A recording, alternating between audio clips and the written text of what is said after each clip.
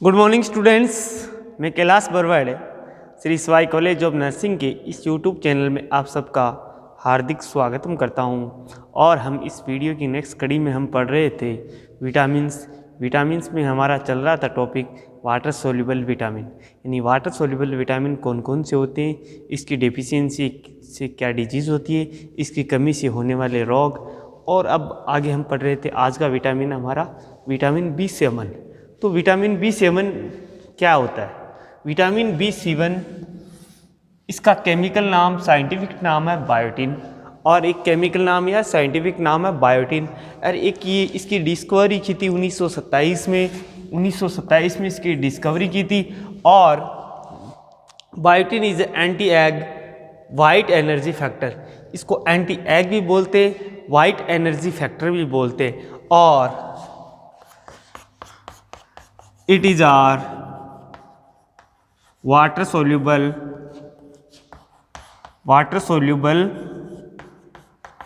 Vitamin, यानी biotin को water soluble vitamin है ये।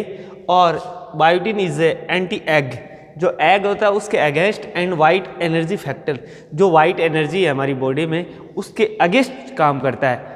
Anti egg and white energy factor. Biotin is a heat stable, ये heat के लिए स्टेबल रहता है, क्योंकि हम ऑटोक्लेव में इसको 120 सेंटीग्रेड पे इसको अगर हम ऑटोक्लेव कर रहे हैं तो 30 मिनट के लिए, तो वो स्टेबल, ये ख़त्म नहीं होगा, ये स्टेबल रहेगा। तो बायोटिन की हमारी बॉडी में क्या क्या लाभ है?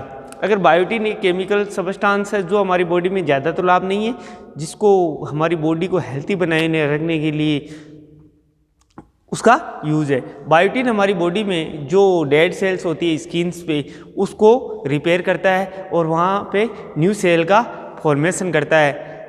जो हेयर, किसी के बाल झड़ रहे हैं तो बायोटिन का बहुत बड़ा रोल है, बायोटिन का बहुत बड़ा रोल है। अगर बायोटिन की डाइट ले तो बालों का प्रमोट भी कर सकता है, और उसमें हेयर प्रमोटिंग को, बायोटिन को हेयर प्रमोटिंग भी कहते हैं। ये नॉर्मल नाक, जैसे नेल है, हमारी स्किन्स है, हेयर है, यहाँ पे ये मेन वर्क करता है। और समटाइम वो है डाइजेशन भी हेल्प करता है बायोटिन। तो बायोटिन का मेन रोल तो है हमारी जो गेस्टेशन और लैक्टेशन है उस पर मेन रोल रहता है। गेस्टेशन और लैक्टेशन, लैक्टेशन जो मदर ब्रेस्ट फीडिंग करवा रही है, गेस्टेशन यानी जिसके मदर के यूट्रस में बच्चा है उसको गेस्टेशन बोलते हैं। तो उसमें भी बायोटिन का बहुत ही बड़ा रोल है। और जो हमारी स्किन है, नर्वस सिस्टम्स है, जैसे नेल की स्किन है, चेहरे की स्किन है, बाल है हमारे, इसको रिपेयर एंड इसको प्रमोट करने का कार्य करता है कौन? बायोटिन। बायोटिन का ये फंक्शन है। और जो गैस्ट्रोइंटेस्टाइनल डाइजेशन सिस्टम है उसमें भी हेल्प करता है बायोटिन। तो बायोटिन का मेन रोल तो होगा जो हमारी स्किन्स है उसमें जो भी डेड सेल हुई है उसको रिपेयर करने का या उसको रिड्यूस करने का कार्य करता है, और वहाँ पे न्यू फॉर्मेशन करता है। नाई की दुकान पे गए होगे आप, जो बायोटिन की टेबलेट है वो हाथ में लगाकर चेहरे पे लगाता है, जो डेड सेल है वो रिड्यूस हो जाती है ना, तो वो डार्क सर्कल है वो रिड्यूस हो जाते हैं, है ना।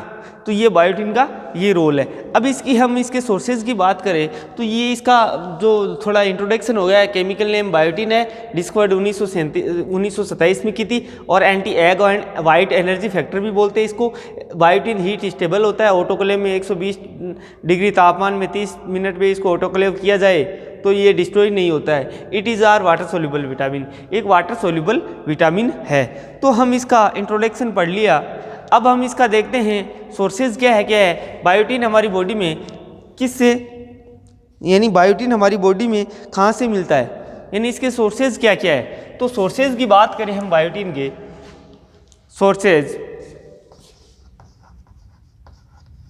सोर्सेज की बात करें तो बायोटिन ड्राइड, ये तो सब में है वाटर सोल्यूबल में। ड्राइड यीस्ट है, liver, white bran, wheat, bran, pinnate,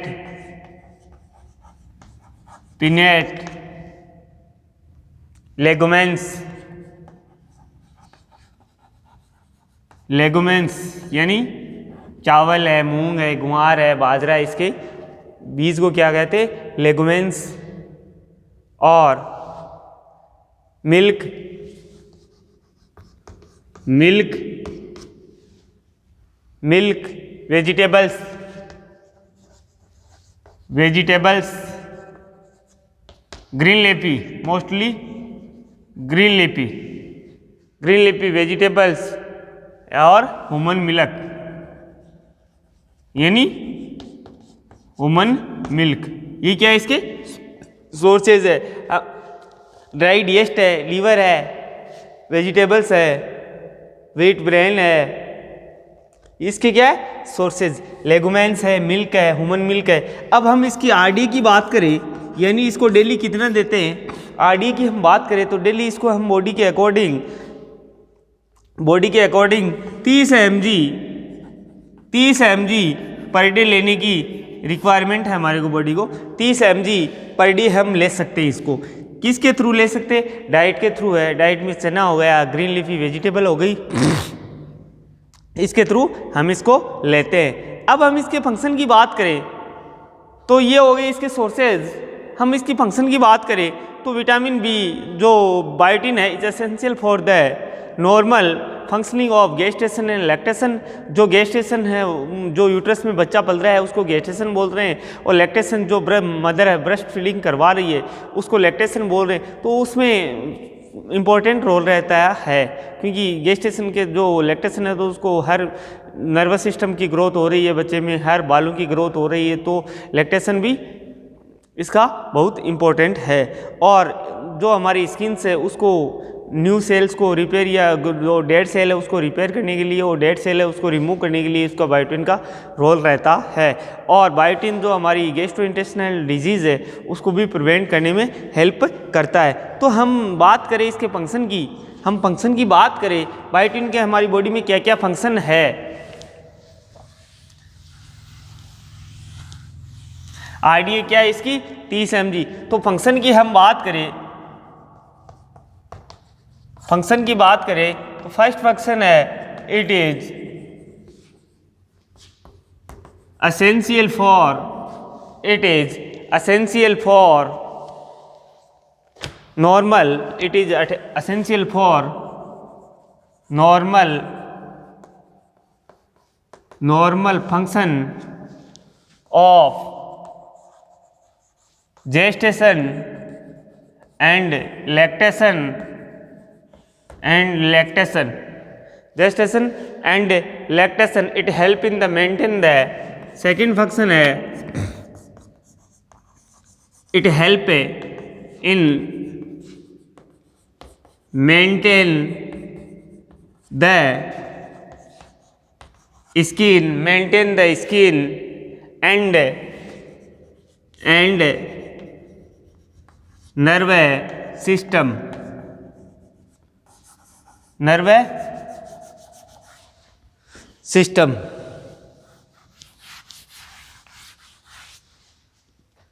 nervous system इसको क्या करता है? मेंटेन करता है। Biotin is prevent the GIT problem. GIT मतलब gastro intestinal tract, gastro intestinal tract यानी हमारे डाइजेस्ट सिस्टम को डिजीज से प्रिवेंट होने के लिए बचाता है। तो इसकी ये फंक्शन हो गई, it is essential for normal function of gestation and lactation, it help in the skin and nervous system, it biotin prevent the GI problem. तो हम इसके फंक्शन की बात हो गई, तो हम आगे पढ़ रहे हैं। इसके फंक्शन देख लिए, ये फंक्शन है इसके। हम इसकी डिजीज डेफिशिएंसी, अगर हमारी बॉडी में बायोटिन की कमी है तो कौन कौन से हमारी को रोग हो सकते हैं, में भी रोग हो सकते हैं। तो हम इसकी डेफिशिएंसी के बारे में देखेंगे।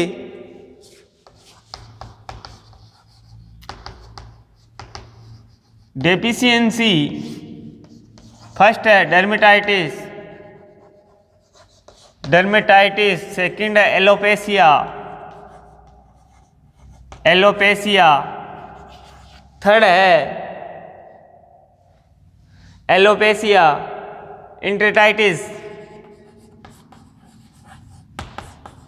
इंटेटाइसिस, फोर है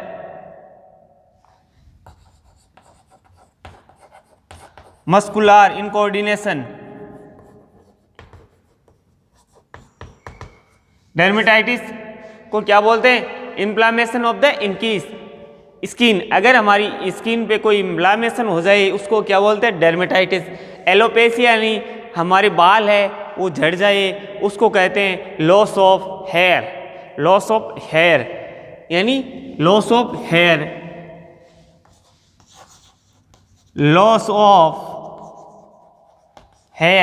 इंट्राइटिस मतलब होता है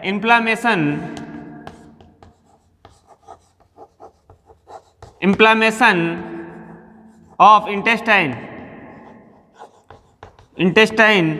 मस्कुलर इनकोऑर्डिनेशन का मतलब है जो मसल्स है उसमें जकड़न या पेन रहता है। तो ये हो गई इसके dermatitis, inflammation of the skin, alopecia, loss of hair, enteritis, inflammation of the intestine और मस्कुलर इनकोऑर्डिनेशन। तो ये डेफिशिएंसी यानी ये डिजीज हो सकती है।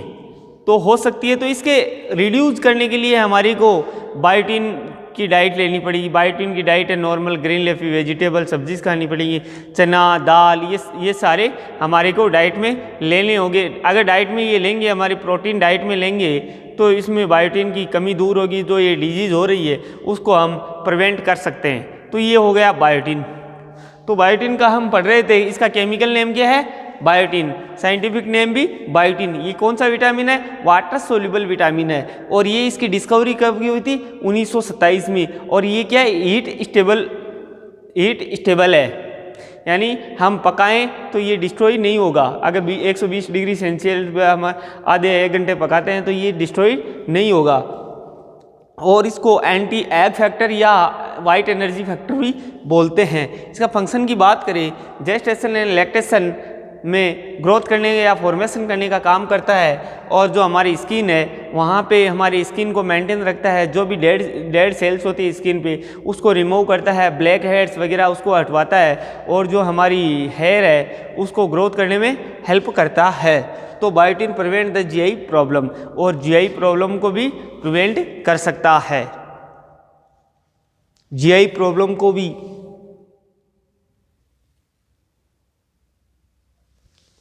और आगे हम पढ़ रहे थे, अगला विटामिन था आज का, हम विटामिन B7 पढ़ लिया था। अब हमारा विटामिन है B9 यानी फोलिक एसिड या फोलेट। तो फोलेट है, फोलिक एसिड है, ये B9 विटामिन है। तो ये मोस्टली वाटर सोल्यूबल विटामिन है। तो ये विटामिन हमारी बॉडी में अगर इसकी डेफिशिएंसी हो तो अलग अलग डिजीज़ हो सकती है, जैसे न्यूरल ट्यूब डिफेक्ट है, मेगाब्लास्टिक एनीमिया है, माल एब्जॉर्प्शन सिंड्रोम है, ये इसके डिजीज़ हो सकती है। अब बायोटिन हमारी बॉडी में बायोटिन का, तो फोलेट हम इसको लिखते हैं, देखो folate is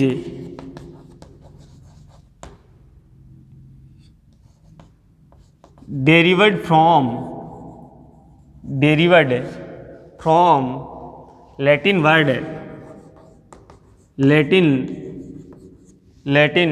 word mean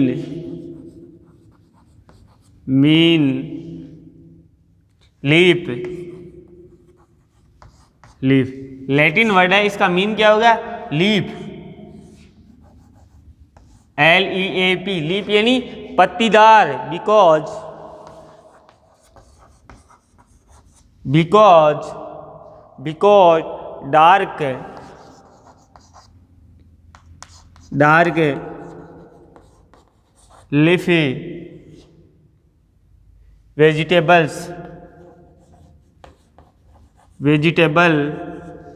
dark leafy vegetables are the best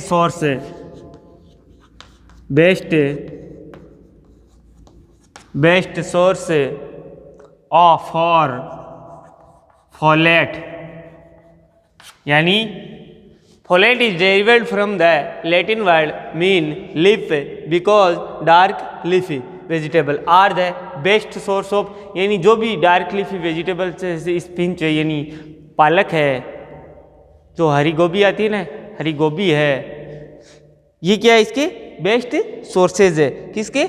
folic acid की। तो हम फोलिक एसिड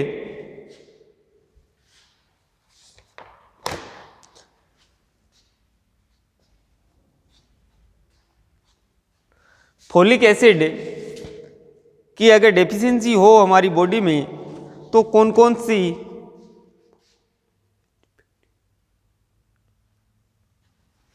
और इसका है it is found in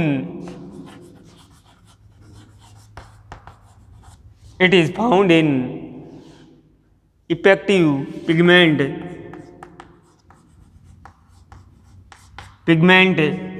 of मेगाब्लास्टिक anaemia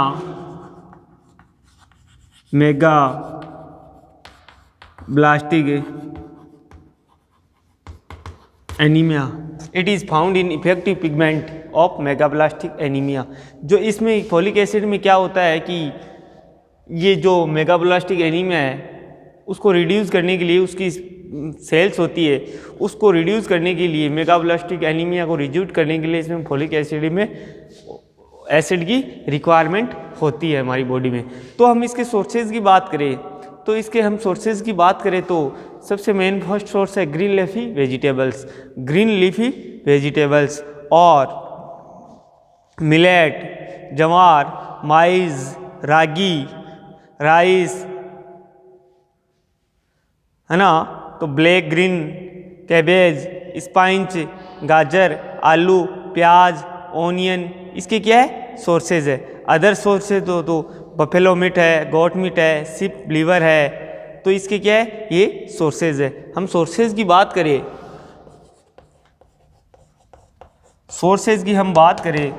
तो हम vegetable,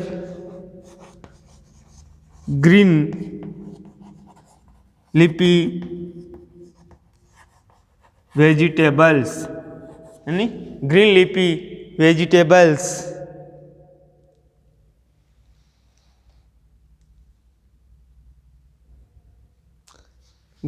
vegetables, liver, maize, jowar, ragi, rice,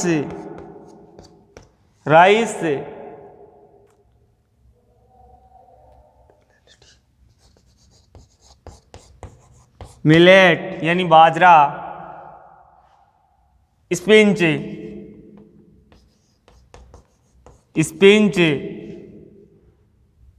cabbage,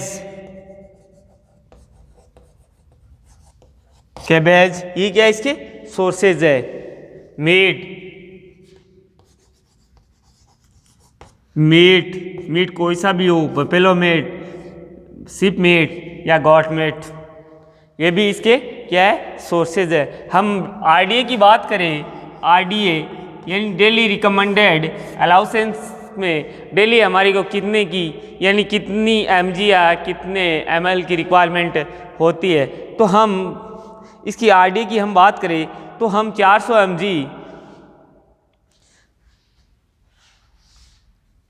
हम आरडीए की बात करें तो हम इसको 400 mg चिल्ड्रंस की बात करें, चिल्ड्रंस में हम 100 mg देते हैं, 100 mg पर डे। और अडल्ट की हम बात करें,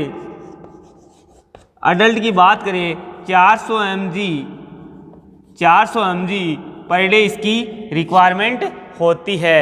अगर लैक्टेट मदर है तो हम 400 mg इसको देते हैं। किसको? फॉलिक एसिड को। इसका केमिकल नेम क्या है? विटामिन B9 का केमिकल नेम क्या है? Folic acid. तो ये इसका नॉर्मल इंट्रोडक्शन हो गया और लीवर इसके सोर्सेज हो गए। आरडीए इसका आरडीए कितना है हम यानी पर डे इसको चिल्ड्रंस या अडल्ट में कितना देते हैं? चिल्ड्रंस में हम 100 mg देते हैं, अडल्ट में हम 400 mg पर डे देते हैं। तो हम इसकी बात कर ली, आरडीए की रिकमेंडेड डेली अलाउंसेंस की बात कर ली, सोर्सेज की बात कर ली, नॉर्मल इसका इंट्रोडक्शन हो गया। विटामिन B9 है, ये वाटर सोल्यूबल विटामिन है और जो मेगाब्लास्टिक सेल्स होती है उसमें पिगमेंटेशन है उसको रिड्यूस करने का कार्य करता है। और folate derivative from the Latin word mean leaf because यानी ग्रीन लीफी में सबसे ज़्यादा ये पाया जाता है और found in effective pigment in मेगाब्लास्टिक anaemia और वाटर सोल्यूबल विटामिन होता है, वाटर सोल्यूबल विटामिन होता है। अगर हम इसके फंक्शन की बात करें, तो हमारी आरबीसी है रेड ब्लड सेल्स, उसका फॉर्मेशन या उसका मैचुरेशन यानी उसको ग्रोथ करने में हेल्प करता है या उसको ग्रोथ या प्रमोट करने में हेल्प करता है। The folic acid is essential for the growth and maturation of RBC.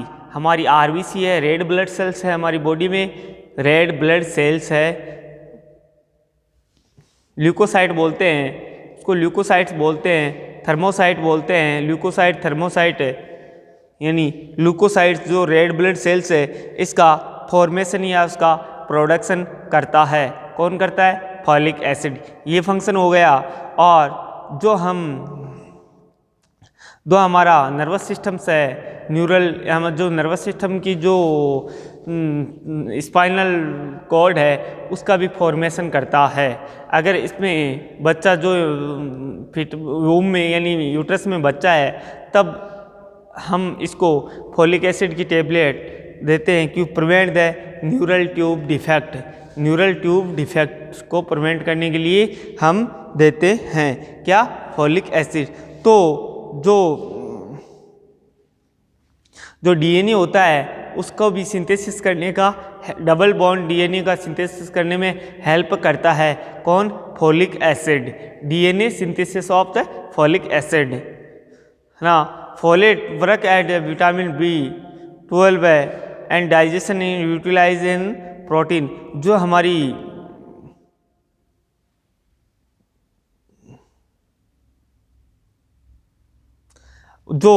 Folate क्या करता है? विटामिन B12 और विटामिन C को है तो है ना उसको कहाँ हेल्प करवाता है? कहाँ पे? डाइजेस्ट सिस्टम में जो हमारी प्रोटीन है उसको यूज़ करने में हेल्प करवाता है। तो इसके फंक्शन हो गए, इट इज़ एसेंशियल फॉर। हम फंक्शन की बात करें, इसके फंक्शन क्या क्या है? Vitamin B9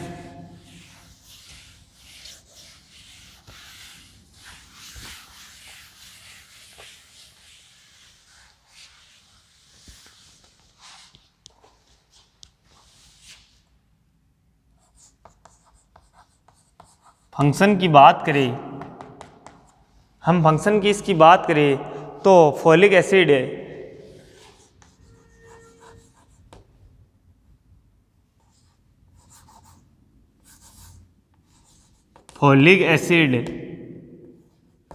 acid is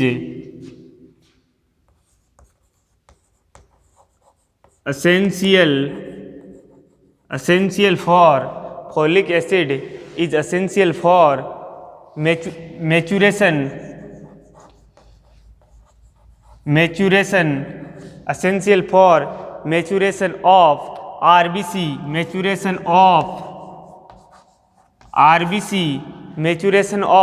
RBC and RBC red blood cells and it is and also act as a coenzyme यानी कोएंजाइम की तरह वर्क करता है। and in this and in this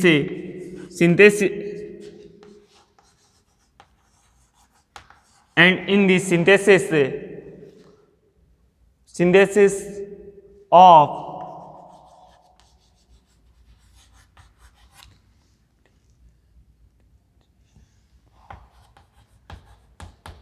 methionine का सिंथेसिस करता है, इसका फॉर्मेशन करता है। तो फर्स्ट फंक्शन हो गया folic acid essential for maturation of RBC and it act as a coenzyme and synthesis of methionine और it help in maturation. Second है it help in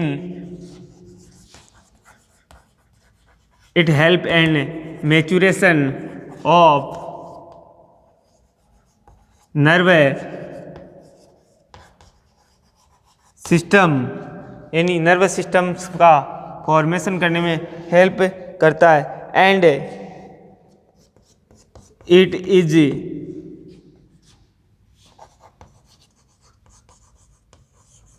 synthesis of DNA deoxy nucleic acid. DNA में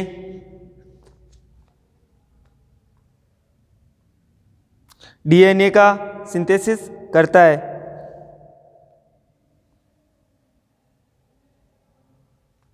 DNA का synthesis करता है।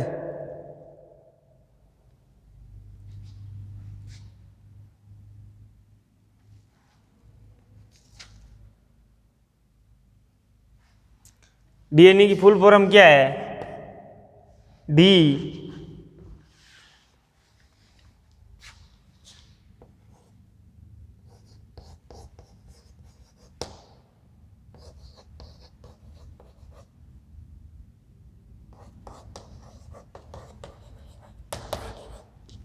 DNA की full form है deoxyribose nucleic अम्ल। RNA की राइबोज न्यूक्लिक अम्ल डीऑक्सीराइबोज न्यूक्लिक एसिड बोलते हैं। तो इसका क्या करवाता है? सिंथेसिस करवाता है। ये इसकी क्या हो गया? फंक्शन हो गया। अब इसकी हम डेफिशिएंसी की बात करें तो मोनली जो मेगाब्लास्टिक एनीमिया है उसको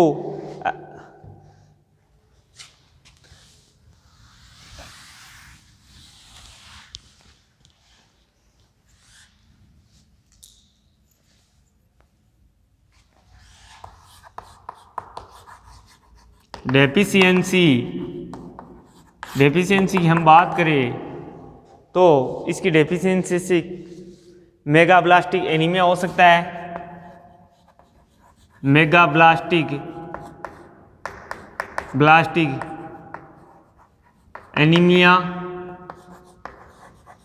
न्यूरल ट्यूब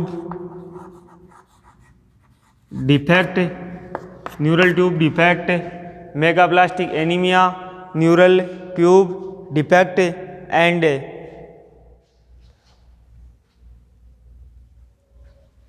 और रिड्यूज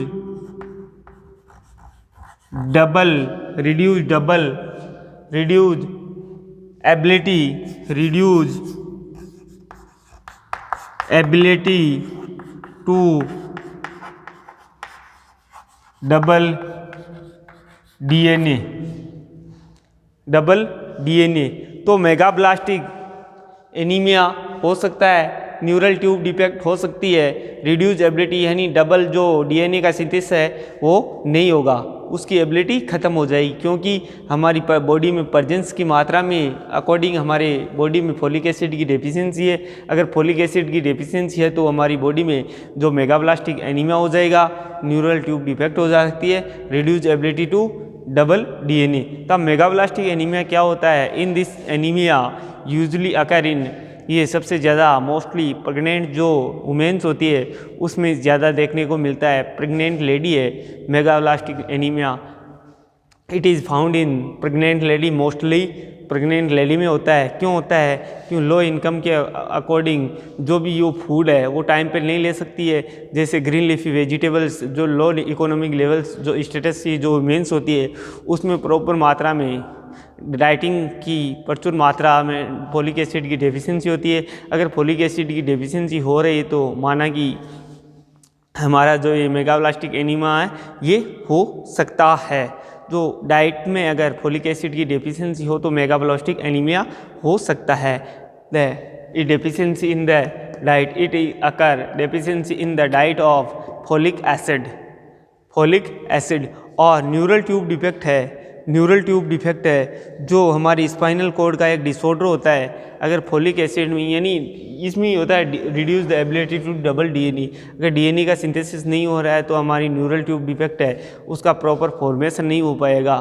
क्योंकि ये जो फोलिक एसिड की टेबलेट हम देते हैं प्रायर हम फैमिली प्लानिंग की बात करें, यानी हम हमारे को बच्चा चाहिए तो प्रायर 1 मंथ प्रायर हम इसको स्टार्ट कर देते हैं। 1 मंथ पहले हम प्लानिंग के पहले भी 1 मंथ से पहले हम न्यूरल ट्यूब इफेक्ट, यानी न्यूरल ट्यूब की जो फोलिक एसिड टेबलेट है वो स्टार्ट कर देते हैं। क्योंकि न्यूरल ट्यूब डिफेक्ट बच्चा को ना हो और फोलिक एसिड की कमी बच्चे को ना हो, तो इस कारण हम जो फोलिक एसिड की टेबलेट है प्रायर टू 1 मंथ पहले ही प्रेगनेंसी के, यानी प्लानिंग के पहले ही हम इसको स्टार्ट कर देते हैं। तो हम ये हमारा हो गया folic acid reduce ability to double DNA ही बॉडी में है। जो फीटस है उसका ग्रोथ नहीं होगा, उसमें डीएनए का सिंथेसिस या डबल डीएनए का फॉर्मेशन नहीं होगा। तो किसकी कमी से? फोलिक एसिड की कमी से। तो ये इसकी डेफिशिएंसी डिजीज़ है। तो आज के लेक्चर में बस इतना ही। कल देखते हैं हम विटामिन B12 है। Thank you.